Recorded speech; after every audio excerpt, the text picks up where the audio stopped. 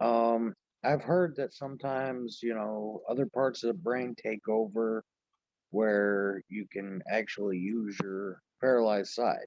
So that what you're referring to is broadly called neuroplasticity. But what you're talking about is effectively either structural or functional rewiring of the nervous system. Hey everyone, my name is Dr. Nick Halsey with Motus Nova. I'm a licensed neurophysical therapist and neuroscientist helping brain injury survivors understand how to make functional gains after their injury. I hope this video helps you in your recovery. All right, guys, I'm going to go over to my next guest. I believe I have Nick on the line. Nick, can you hear me? Yeah. Hey, Nick, welcome to Rehab Power Hour. How are you doing today? All right. Great, good. Well, it's always good to chat with another Nick. Makes it easy for me. So, if you wouldn't mind, tell me a little bit about who you are, where you calling from. Uh, um, I'm from Connecticut. I live in South Carolina. Okay. I had a head injury when I was 3, and it left my left side paralyzed. So far, I've had a tendon transfer, a shoulder replacement, um, and I don't know if this will help with anything, like as far as, bringing back range of motion and stuff. I'm hoping it does. Sure.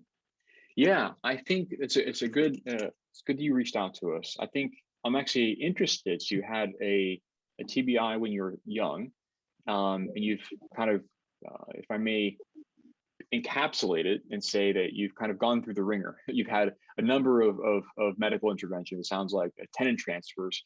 Can I ask, on your left side, did they transfer a flexor tendon to your extensor side? Yeah. Okay. And remind me how is your function in that left side now?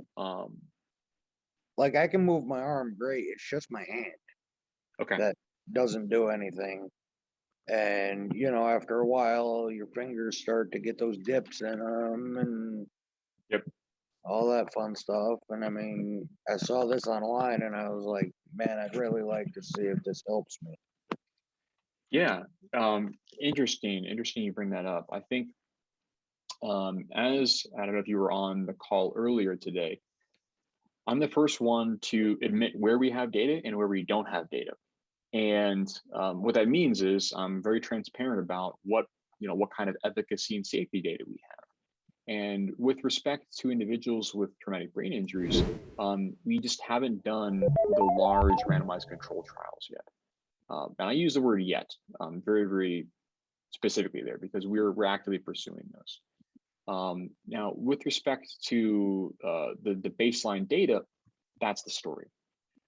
Now, if we consider cases where people are using the device sort of outside of the purview of a randomized control trial, there's been a number of individuals who've had traumatic brain injuries or spinal cord injuries or even Parkinson's disease and multiple sclerosis who've been using the devices and have been seeing benefits from them. But as you may indicate or may understand from my presentation of this, is that those are individual cases. And while they're seeing improvements, we just have to interpret them carefully. That being Right. said, if you look at kind of, and what I do in these cases is, well, let's boil it down to first principles of neuro rehab. And first principles of neuro rehab are very similar for those individuals with strokes and who have survived traumatic brain injuries, right? If you have an impairment about a joint, we work on various aspects to help attenuate those impairments. And specifically, if you have problems about the wrist and its motor control in nature, what we do is we often do a type of rehab called repetitive task practice. And that's what this device is based off of. And so if you kind of boil it down to what are the first principles, these devices are, of course, going to be the same sort of, they're going to deliver the same sort of rehab that we would do for an individual like yourself. So I think in that case, they could be appropriate for you, especially when you're considering that you have impairments kind of strictly about your wrist and your hand, right? That's really where we target things. And Yeah. so I think it's certainly worth a go in that sense. I mean, it's my arm and my leg, but I wear the brace because I can't lift up my toes, that sort of thing. Sure. But I I don't know. I'd like to try it and see how it works, because I always said, I'm gonna find a way, and if this helps, I'm willing to do it. Sure. Yeah.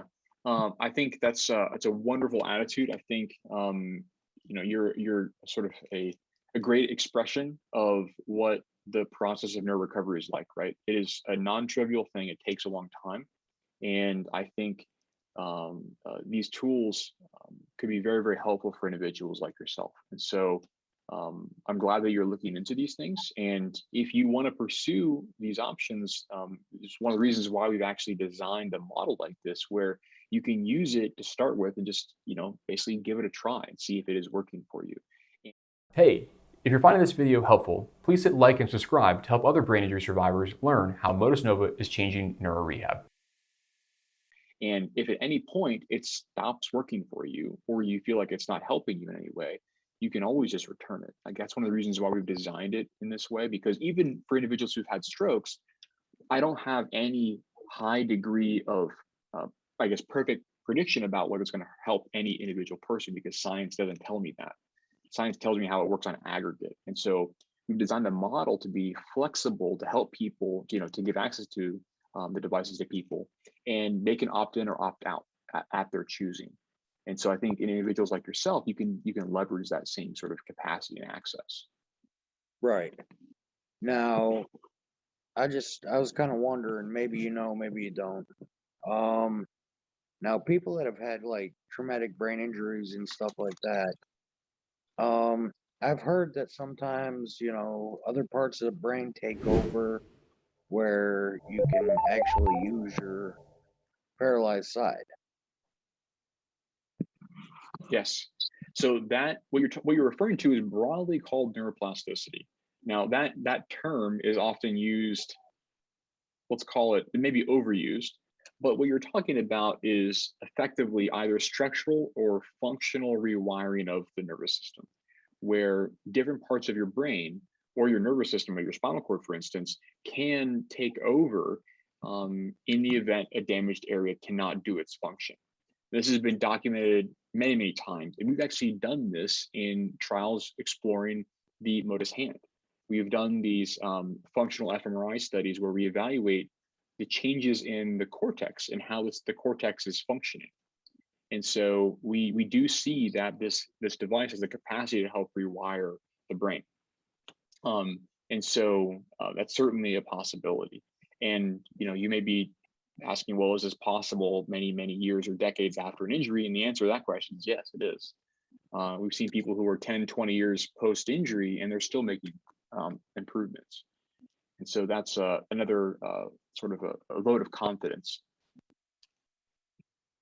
Hey, as long as there's a chance, you know what I mean? Yeah. Yes, I do. I really believe that it may help. I mean, I hope it does. Yeah, and I think one of the best things that we can do is, for me personally, transparency is one of the best salves, right? And so we don't have to wonder whether or not it's going to help you. What we can do is we can actually test that, right? If you start to use it, we can ask those very, very objective questions: is this helping you do something better? Right? So we can have not only the robotic data to track your progress, but I very much encourage people to select a task that they're most interested in and track that from day one. And that will give you some ground truth about what it's actually doing for you. And so I very much encourage people to pick a goal function, whether it's picking up a cup of coffee, a can of soda, being able to brush your teeth, brush your hair, whatever it is. On day one, videotape yourself and get a time of it, and get an evaluation of what the quality of that movement is. And then you can track that time and time again and see what's happening. Are you able to do the task better? Are you able to do it quicker, more efficiently? Right. I think, and then we'll be able to answer that question: is it helping you? And if it's not, that's totally fine, right? You gave it an honest go, and now we know that this approach isn't a good one for you. But we wouldn't know unless we tried. Well, I'm excited about it. I'm really excited to see how it does. Yeah. And Nick, I think one of the other really important things to talk about is when we start to use this, feel free to jump on to a Rehab Power Hour and we'll do an assessment together. And that way we'll get sort of an objective check on where you are on day one. And that way we can track that over time. So I'd very much encourage you to take advantage of that. Most definitely. Okay, good. Okay. Well, Nick, any other questions for me? Nope, Okay. I don't think so. Yeah. And you did mention that you were interested in the hand and the foot as well. And so I think that with respect to the hand and the foot, I would recommend, maybe start with one. And that way we can kind of do an honest check and make sure it's not too overwhelming. Because especially if it's something new to you, doing robotics, getting access to something like this there's a bit of a learning curve. And so I recommend getting your hands or feet wet, whatever one you want to start with.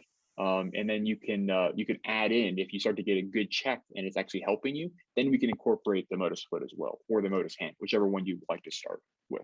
I'd like to start with the hand and see how that does. Sure. I really, Yeah. So let's do that. Let's start with that. And then as soon as we get, an honest check, a litmus test, if you will, then we can incorporate the Motus foot if we so choose later down the path. okay, no problem. Okay, great.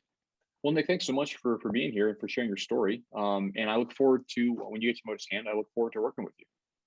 All right, thank you so much.